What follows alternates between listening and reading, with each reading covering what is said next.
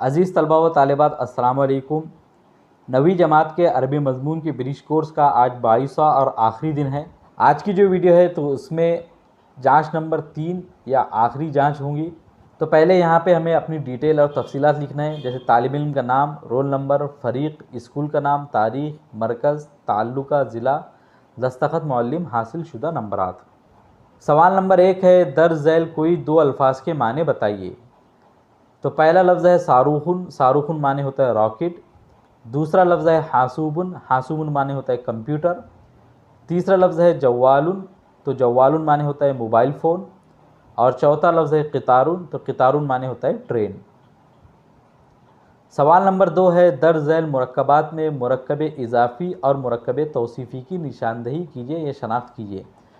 तो मुरक्कब इज़ाफ़ी कहते हैं ऐसे मुरक्कब को जो मुज़ाफ़ और मुज़ाफ़ इलैह से मिलकर बना हो, और मुरक्कब तौसीफ़ी ऐसे मुरक्कब को कहते हैं जो मौसूफ़ और सिफ़त से मिलकर बना हो। तो पहला मुरक्कब है रजुलुन सालिहुन, यानी नेक आदमी। तो ये एक मुरक्कब तौसीफ़ी है क्योंकि रजुलुन मौसूफ़ है और सालिहुन सिफ़त है। दूसरा मुरक्कब है उस्ताजुल मदरसती, यानी मदरसे के उस्ताद। तो उस्तादुन यहाँ पे मुज़ाफ़ है और अल मदरसती मुज़ाफ़ इलैह है, तो ये मुज़ाफ़ मुज़ाफ़ इलैह से मिलकर बना हुआ मुरक्कब है, इसलिए ये मुरक्कब इज़ाफ़ी है। सवाल नंबर 3 है, दर्ज झैल अल्फाज की अरबी लिखिए, कोई दो। तो पहला लफ्ज़ है इंजीनियर, तो इंजीनियर की जो अरबी आती है वो है अल मुहंदिसु। दूसरा लफ्ज़ है वाशिंग मशीन, तो वाशिंग मशीन की अरबी आती है अल गस्सालतु। तीसरा लफ्ज़ है रॉकेट, तो रॉकेट की अरबी आती है अस्सारूखु। और चौथा लफ्ज़ है हवाई जहाज़, तो हवाई जहाज़ की अरबी आती है अत-तय्यारतु। सवाल नंबर 4 है, दर्ज झैल शेर में किस बात का पैगाम दिया गया है।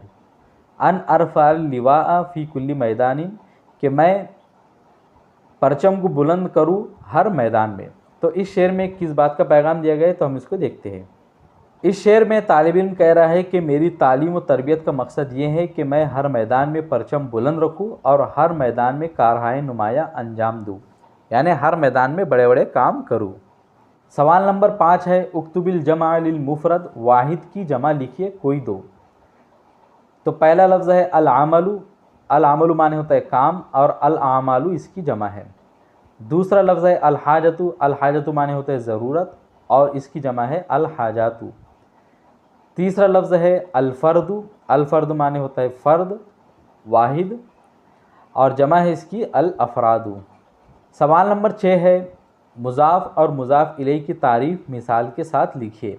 तो जिस इस्म की निस्बत दूसरे इस्म की जानिब हो उसे मुज़ाफ़ कहते हैं, और जिस इस्म की तरफ इजाफ़त हो उसे मुज़ाफ़ इलैह कहते हैं।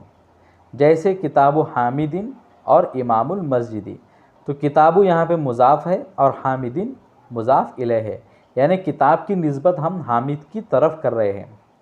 और इमामुल मस्जिदी यानी मस्जिद के इमाम, तो इमामु यहाँ पे मुज़ाफ़ है और अल मस्जिदी मुज़ाफ़ इलैह है, इमाम की निस्बत हम मस्जिद की तरफ कर रहे हैं।